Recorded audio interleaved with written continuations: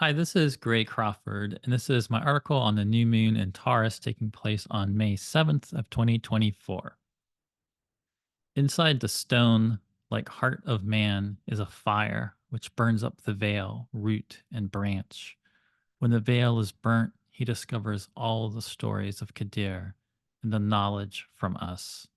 Between the soul and the heart appears new and ever new forms from the ancient love.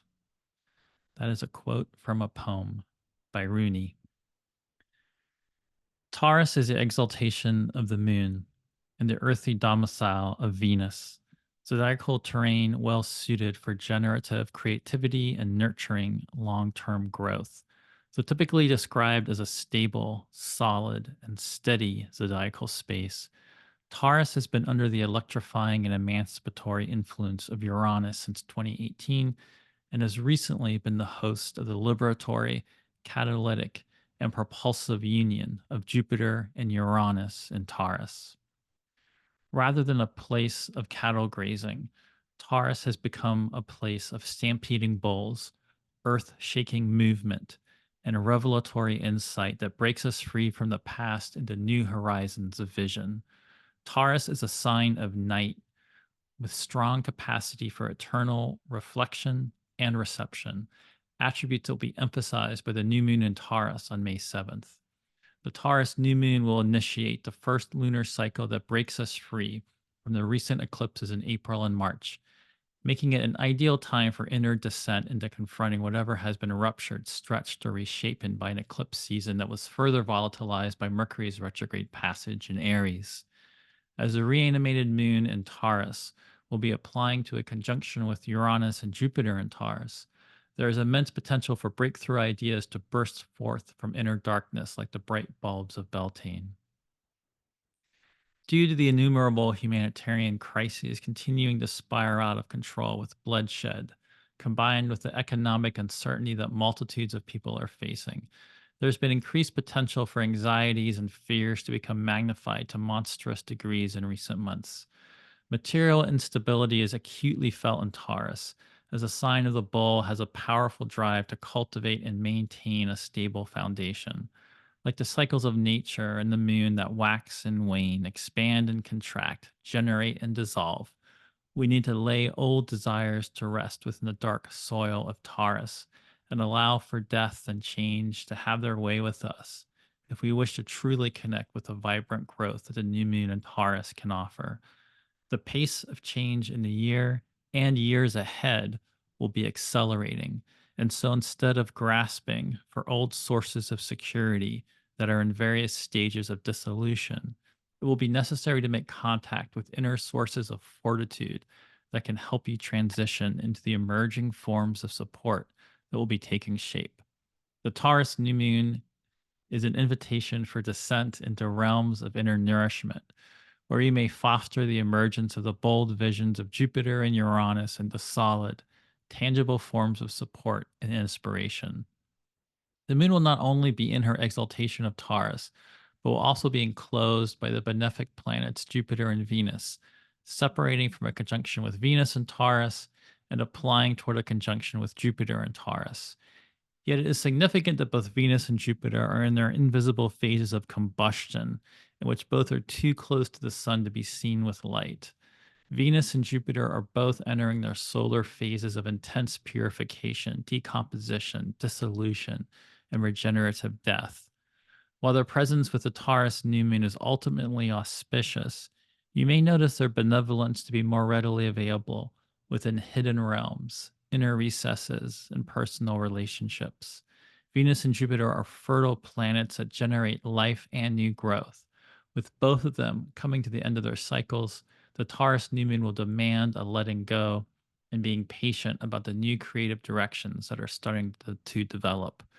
Be curious about what needs to be released, even if it has been something that has brought great pleasure and vitality in the past. If the recent eclipses have brought your attention to what needs to be changed on both internal and external levels, the Taurus new moon will be perfect for setting plans of action into motion. The Taurus moon is most immediately separating from a sextile with Saturn and Pisces and applying to a conjunction with Uranus and Taurus. Venus, the lord of the lunation, is also applying to a harmonious sextile with Saturn that will become exact on May 13th, and a conjunction with Uranus that will become exact on May 18th. The threads of the Taurus moon weaving in between Saturn and Uranus will bring realizations regarding larger storylines of change that have been developing over the course of the past few years. There can be a coherence of deeper understanding that can be applied in practical, intangible ways to present circumstances, producing fertile, fruitful results. The groundbreaking and highly creative union of Jupiter and Uranus will be repeatedly activated in the forthcoming lunar cycle, making it an optimal time to dig in, take direct action, and persevere in whatever growth processes you're engaging. So Jupiter and Venus ending their cycle suggests a need for release of something from their past cycles. Their additional combination with Uranus indicates that alliances and bonds of fellowship can simultaneously be forged that are focused on developing long term strategies, structures, and programs of lasting change. Within the waxing half of the forthcoming lunar cycle, Venus and Jupiter will be getting closer and closer to one another, forming an exact conjunction on the same day as the upcoming full moon in Sagittarius on May 23rd. Although Jupiter and Venus will both be in their invisible phases when they unite, their conjunction will take place at 29 degrees and 23 minutes of Taurus, close to the Pleiades, a star cluster that is all about the relationship between external and internal sight, as well as an area of sky associated with ancestors and guiding spirits by a multiplicity of cultures from around the world. Before Jupiter and Venus unite, there will be a buildup of potent conjunctions in Taurus, a conjunction between the Sun and Uranus on May 13th, between Venus and Uranus on May 18th, and between the Sun and Jupiter on May 18th. It will be an opportune time for practices of inner sight and reflection, whether that involves meditation, movement, or relationship with ancestral or spiritual guides. It can also be a potent period for active work in the world and making effort to reshape life structures and routines in ways that can allow for more spaciousness and ways of creativity to flow through you. With Venus and Jupiter both being burned up and purified by the sun, the more you can burn off and eliminate distractions and focus upon developing your core priorities, the better you will be able to align with the best that the triple combination of Venus, Jupiter, and Uranus have to offer. Dynamic growth that is simultaneously innovative and solid. What sphinx of cement and aluminum bashed open their skulls and eat up their brains and imagination? That was a quote from the poem How by Allen Ginsberg. At the same time that Venus and Jupiter are in their invisible phases, Mercury and Mars will be heralding the rising of the sun at dawn as morning stars. Mars is at home in his fiery domicile of Aries and is approaching a conjunction with the north node of the moon that will take place on May 18th. Mars and Aries applying to the north node will be increasing strife in world events, as we have already witnessed an upsurge in warfare and conflict since Mars entered Aries on the 30th of April. Rage and anger over collective conflicts and personal difficulties will need to find outlets with Mars and Aries so that we can take advantage of the red planet's scorching force rather than be victimized by it. With the star of Aries available to help us fight for and protect our values and creative visions, let the fiery heat of Mars and Aries burn away distractions and fears. The lunar cycle ahead will not be a time to dissipate energy through needless disputes and meaningless conflicts, but to gather and direct the force of Mars into the targeted goals that mean the most to you. The new moon in Taurus also marks a critical phase of Mercury's cycle, as the star of Hermes will reach maximum elongation as a morning star on May 9th, the stage at which point it begins moving faster than the sun. This phase shift of Mercury is an additional factor making the Taurus new moon opportune for coalescing growth out of whatever disruptions and difficulties occurred in April.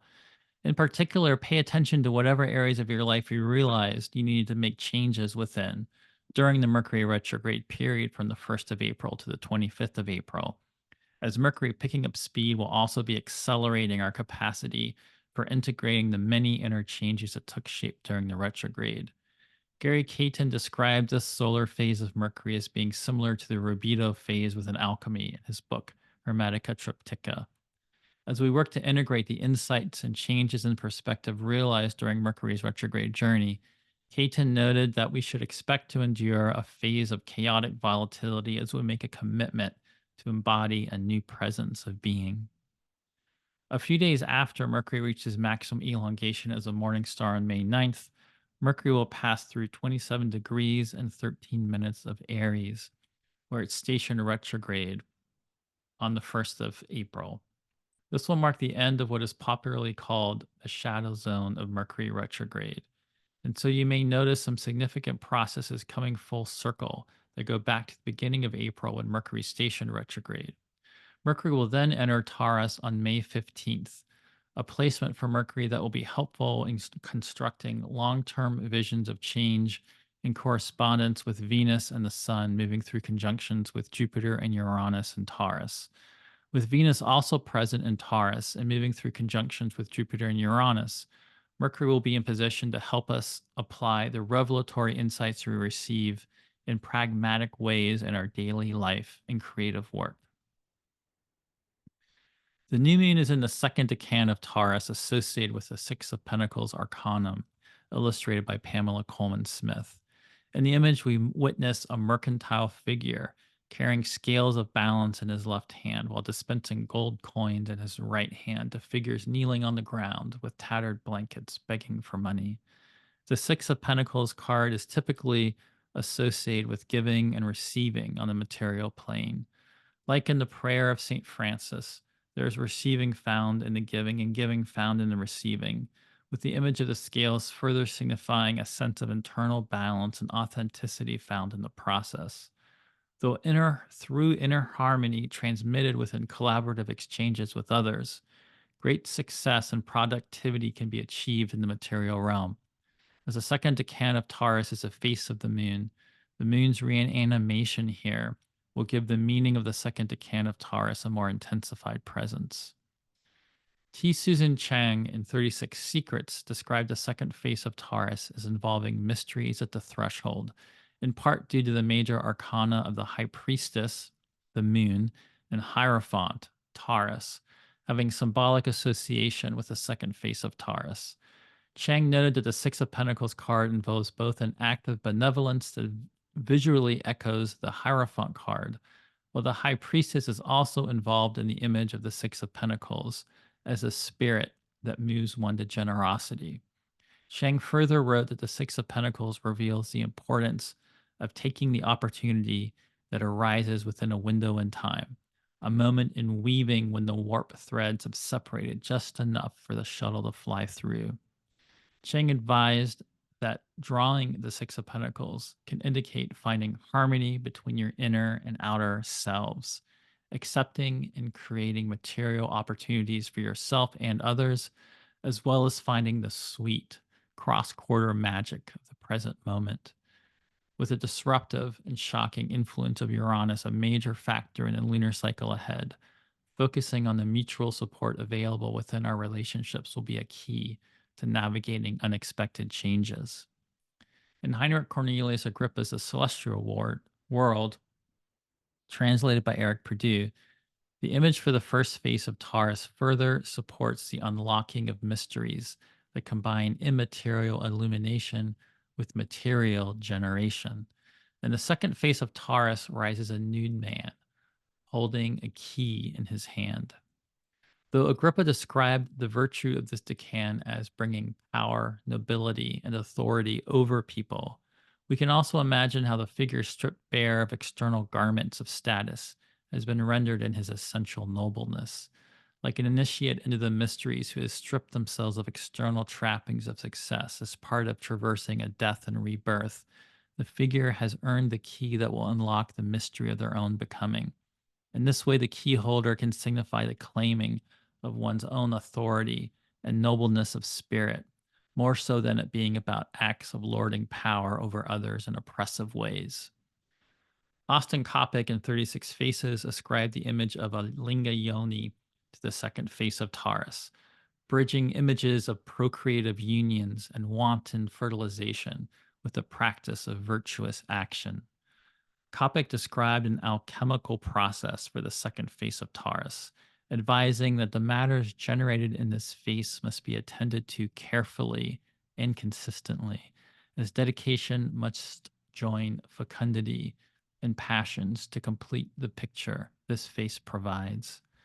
Passion is necessary for continuing fructification, but those raw powers must be tempered by means of an ordered effort.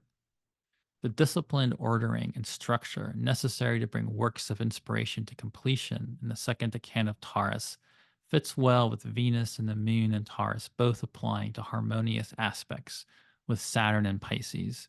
Although Saturn is under the dissolving influence of Neptune and Pisces, and so may feel more like being on a topsy turvy sea voyage, more so than on solid ground, there is extraordinary creative potential available to access in the lunar cycle ahead that will require the boundary setting and disciplined practices of Saturn to bring to fruition. The Hellenistic text 36 Airs ascribed the Horai to the second decan of Taurus, a trinity of goddesses who personify the seasons, daimons of natural cycles who represent cosmic order. The Horai are fittingly said to be the daughters of Zeus, divine ruler of the Greek pantheon who brings good fortune, and Themis, goddess of divine law and order who is linked with the prophetic voice of the earth and oracles. Eunomia, meaning law abiding, Daiki, meaning justice, and Irene, meaning peace, are named after important virtues and associated with a cyclic renewal of the seasons, the virtue and wisdom of knowing the right time for action performed in the right way. In their Orphic hymn, the Horai are described as accompanying holy Persephone in playful, circling dances along with the Fates and the Graces, pleasing both Zeus and their mother, giver of fruits. The image of dancing with the Graces, Fates, and seasons evokes the importance of flexibly moving within the cosmic ordering of the cosmic song, with the freedom to bring your own unique sense of artistry and rhythm within your personal movements. With both Jupiter and Uranus ending and renewing their annual cycles with the sun during the waxing phases of the forthcoming lunar cycle, the usual monthly renewal of the moon will be more creatively liberating than usual. Within the tumult and renewal of the season, may your creativity come alive in your dance. If you enjoy my writing, please consider supporting my work through a monthly subscription on my Patreon page. Take a look to see the benefits you will receive as a patron. Thank you for listening.